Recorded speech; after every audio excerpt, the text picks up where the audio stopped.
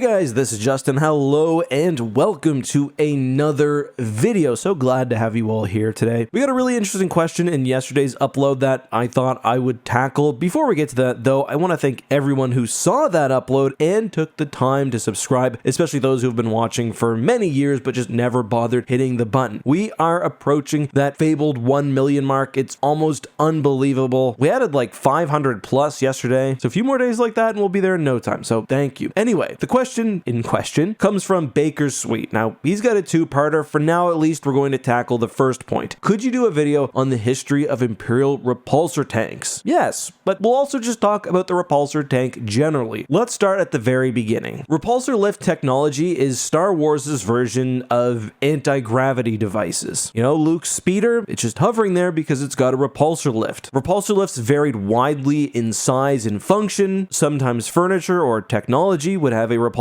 lift attached so that it could follow the user around a location. Repulsor lift belts existed, often as a safety device for users working at great heights. Even starfighters like X-Wings typically had repulsor lift engines, allowing for not only better maneuvering in atmosphere, but even hovering and other advanced maneuvers. Speeders like the V-Wing from Rogue Squadron or the Snowspeeder had only a repulsor lift engine and thus could not operate in space. When it comes to tank designs, the Essential Guide to Warfare does a good job of explaining the benefits and the downsides of using repulsor lift technology versus wheels, treads, legs, whatever. It says, and I quote, "Repulsor lift craft can rise up above obstacles to give their guns a better aim, but their drive units are easy targets for anti-repulsor missiles and mines, and they cannot pass through deflector shield perimeters. The placing of an armored chassis on tall legs solves these problems and also protects the crew from mines." And yeah, that is a good point. Not just about legs, but generally, when you design a tank with a repulsor lift, you're adding a very complex and often vulnerable piece of technology to a vehicle which is most likely going to have to survive not just enemy fire, but also difficult terrain. However, a repulsor lift vehicle won't get stuck in the mud. It can bypass many obstacles. It's very mobile, even in tight situations like city streets, making it a good candidate for what the Essential Guide to Warfare calls mid-intensity combat, such as urban warfare in fast-moving campaigns in grassy or forested terrain. Anyway, it's important to note that the distinction isn't between simply repulsor lift vehicles and walkers. There are a bunch of other options. Some tanks even came in repulsor lift and non-repulsor lift variants. For example, the Occupier combat tank, which you see in Rogue One, comes in both a treaded variant, the one seen in the movie, and a repulsor lift variant, as seen in Star Wars Rebels. Generally, and I guess this is due to the size of their engines, repulsor lift vehicles could not fly, as you might understand it. They typically kept to a couple feet off the ground when hovering, but as the earlier passage contemplates, they did have the ability to change their height at least somewhat, providing a tactical advantage. They were also low-powered and generally reliable. That's why you see them on everything. Like, look at the military of the Confederacy of Independent Systems or the Trade Federation. Essentially, everything they have is repulsor lift based. On that note, yeah, let's talk about some individual repulsor lift tanks. They were very, very common during the Clone Wars, primarily as mentioned for the Confederacy of Independent Systems. You've got most famously the AAT, but if you played the Clone Wars video game, you probably also remember the ground attack tank that the Separatists used in that. First Xbox game I ever played, by the way. For the Republic, we have fewer options, although there are some, and I guess these are more relevant to the question because what the Republic used, the Empire at the very least had some stock of. In the Zilla Beast episode, we see the Falchion class assault tank, and more notably, the fan favorite design known as the Saber, the TX-130. This also made its first ever appearance in that same Star Wars The Clone Wars video game, and it's really a good example of what a hover tank can do. This thing is extremely mobile, it's got excellent lateral and back and forth movement, and it's decently well armed with a pair of heavy laser cannons, a configurable turret, as well as a munitions launcher. The Saber was of course brought into Star Wars canon, which I am very thankful for because I think it's just such a cool design, and it was adapted by the Empire as well. But you can imagine how the Saber complements other Imperial vehicles quite nicely. Think about urban warfare. Something like a walker is always going to be somewhat vulnerable to people down at street level in tight spaces. The TX helps protect that while also acting as a roving both anti-personnel and anti-vehicle platform on on the battlefield. A more aggressively designed anti-vehicle tank of that era was the AAC-1. You probably know this thing from Star Wars Battlefront 2 or Empire at War if you've played Thrawn's Revenge. It's most notable for its large pair of missile launchers. Aside from those entries and the previously mentioned Occupier, in the traditional tank role, there were also several other repulsor lift vehicles. None really stand out to me, most just get passing mention. We even see in the Clone Wars that Trandoshans, under contract with the Empire, are using what the Bad Batch guide calls Imperial tanks, repurposed or even maybe newly created AATs with flamethrower capabilities. A unique repulsor lift vehicle used by the Empire was the Floating Fortress. I first learned and read about these in Darksaber when the Jedi Praxium on Yavin is being attacked. These are quite a bit different than the tanks we've discussed though. Rather than floating just above the ground, floating fortresses would typically hover in the air up to dozens of feet over the battlefield, simply raining down fire with superior weapons and protected by heavy armor. A similar variant of that from Empire at War is the Gargantuan, which is under the command of General Garmbel Iblis, but was initially a Republic and Imperial vessel. It's extremely powerful, boasting several shield generators and turrets, just decimating everything on the battlefield. In a similar vein, there was also the MAS-2XB self-propelled turbo laser. I actually discovered this one when I was looking through the Essential Guide to Weapons and Technology for an entry on Repulsor Lift for this vehicle. You can imagine this almost like a blimp, except instead of being filled with air, it was extremely massive and held up by repulsor lifts. It was blimp-like in that it was fairly slow, but could rain down turbo laser fire with several powerful turreted weapons. Obviously, this thing would be quite vulnerable to starfighters or even other repulsor lift flyers, but it's a unique design. There are other repulsor lift platforms, I just can't think of any right now, but if you know of any like the turbo laser or the floating fortress, let me know below. Finally, just to wrap things up, there were two more areas where the Empire really used repulsor lift vehicles quite often. One is just generally trucks. I know that's not really what they're usually called, but if you read, for example, the old X-Wing novels, you'll always hear about them stealing hover trucks or just trucks. These are basically any small vehicles, probably but not necessarily slightly bigger than the speeders you'd see zipping around on Coruscant. Maybe think of the Defense Force speeders that the Naboo use in Episode 1. Some of these could fly, some of these could simply hover, but they often had a turret and would be used for everything from light anti-personnel defense to scouting to whatever else. Finally, we also have troop transport, and I won't really get into this one, but if you watch The Mandalorian, for example, you'll see that the Empire has a variety of well-armored vehicles which they use to transport stormtroopers basically anywhere. But that's all I've got for you today. As you can see, repulsor lift vehicles come in a variety of forms. Tanks are their own thing. I hope I gave you a good look at both in today's video, and if there's anything you'd like to see me cover in the future, please let me know down below. And if you haven't already, help me continue my journey to 1 million subscribers. We are 14,000 clicks of the button away. Until next time, guys, be safe, have a good one, and may the Force be with you.